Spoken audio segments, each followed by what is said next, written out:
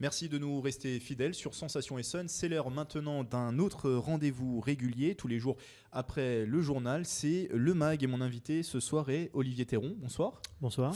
Vous êtes originaire de l'Essonne et auteur. Vous avez écrit notamment 5 polars aux éditions Mon Petit Éditeur que l'on va présenter dans une série d'émissions. Mais d'abord, si on devait présenter votre univers, c'est quoi l'univers Olivier Théron ? Alors l'univers Olivier Théron, c'est pas tellement descriptif, si ce n'est que c'est plutôt un univers de polar. Voilà, j'ai commencé par écrire des polars. Alors pourquoi le polar ? Parce que ça me semblait être la manière d'écrire la plus simple pour moi. C'est-à-dire qu'inventer une histoire de polar, ça me paraissait plus simple que de faire un roman lambda. Donc j'ai choisi un petit peu de la facilité. Voilà. Mais j'essaye maintenant de m'ouvrir vers d'autres styles, à savoir peut-être des romans plus sur les sentiments, des romans historiques. Voilà, donc si vous voulez, c'était un petit peu le polar, pour moi, c'était un petit galop d'essai. Voilà. Donc en ce moment c'est le polar, vous avez d'ailleurs d'autres projets, c'est ça, d'élargir un peu votre palette. C'est ça. Si vous pouvez en parler, dire deux mots. Quel style, donc roman historique Alors le roman historique, j'en ai un qui est en cours là, qui est un roman qui se passe sur 2 siècles, qui retrace la vie d'une famille d'origine polonaise. Le roman commence tout simplement par une personne qui est à la fin de sa vie dans une maison de retraite de Lens et qui raconte l'histoire de sa vie, l'histoire qu'on lui a racontée aussi de sa famille. Et voilà, donc c'est une balade finalement dans 2 siècles d'histoire pour arriver à cette repopulation du bassin minier par les Italiens et par les Polonais. Alors vous avez, vous vous concentrez plus sur le polar, mais d'où ça vous vient finalement ce goût pour l'écriture ? Qu'est-ce qui vous a donné envie de vous lancer dans l'écriture de polar, de romans en général ? Alors moi je pense qu'il y a eu le déclencheur, c'est que pour écrire il faut vraiment en avoir envie. Peut-être même en avoir besoin, je dirais. Il y a des périodes dans la vie où on a besoin d'avoir envie de s'échapper, de s'évader. Je pense que j'ai eu vraiment besoin de m'évader à une période et j'ai trouvé que finalement, ça, c'était plutôt une bonne idée. Donc j'ai commencé par écrire mon premier roman sur mon temps libre. C'est-à-dire que parfois, entre midi et 2 au travail, j'écrivais quelques petites choses.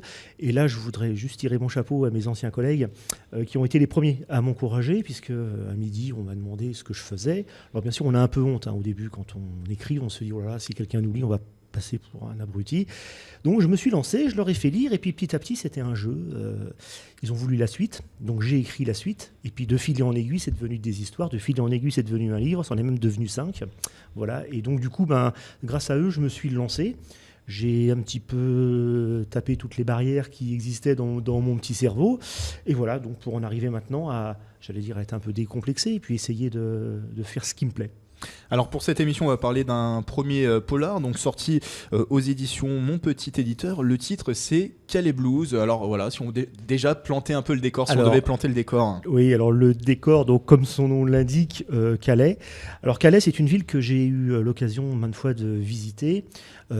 D'y séjourner aussi pour le travail, dans mon travail d'éducateur spécialisé. Oui, parce que c'est important de le préciser, vous êtes auteur, mais c'est aussi sur vos temps libres. Vous avez une vie professionnelle à côté. Heureusement, parce que c'est pas avec ce que je gagne avec mes livres que je pourrais vivre, n'est-ce pas ?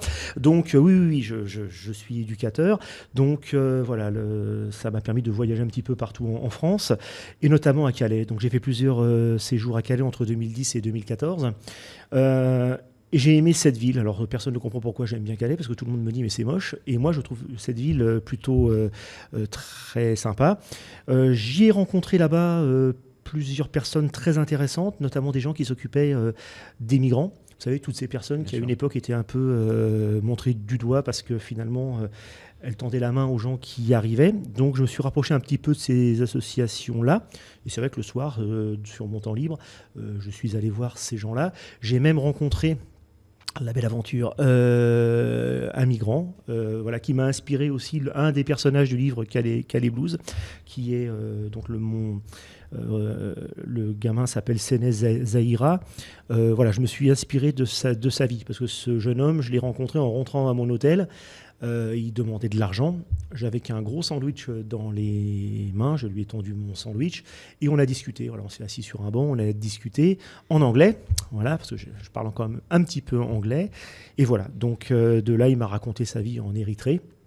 Et donc ça m'a inspiré. Là, j'ai vraiment eu envie d'aller beaucoup plus loin que le simple fait d'observer ce qui se passait. Bah d'ailleurs, pourquoi la ville de Calais, finalement, c'est un théâtre, une scène idéale pour l'écriture d'un polar, pour planter le décor d'un polar? Tout à fait, parce que, alors moi, si vous voulez, c'est ça, je pense que quand on est inspiré par un endroit, c'est tout de suite plus facile de trouver des éléments qui vont vous amener à écrire.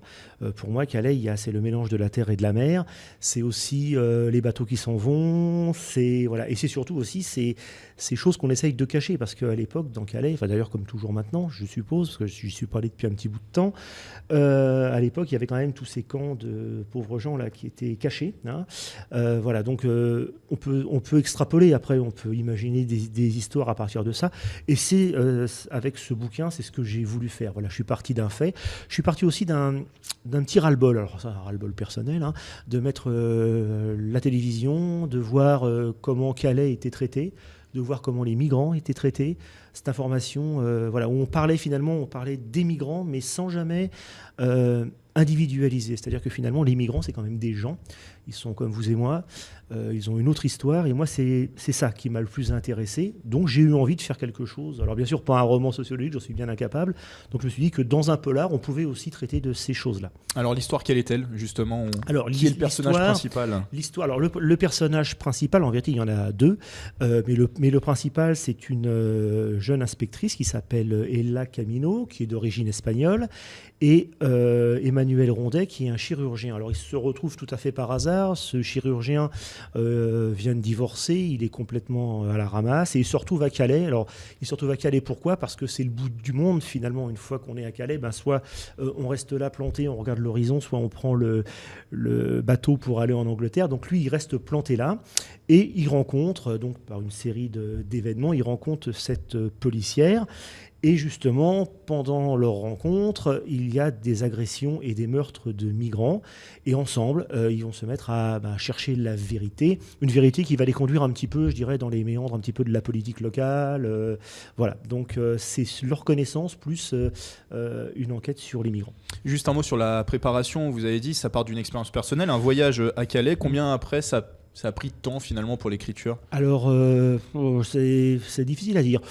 Une année, voilà. Non, une année pour y réfléchir. D'accord. Non, alors par contre, j'écris assez vite, donc voilà. Enfin, je dis j'écris assez vite, ça fait un peu présomptueux, mais oui, effectivement, j'écris assez vite. J'ai dû mettre 4-5 mois pour l'écrire, voilà.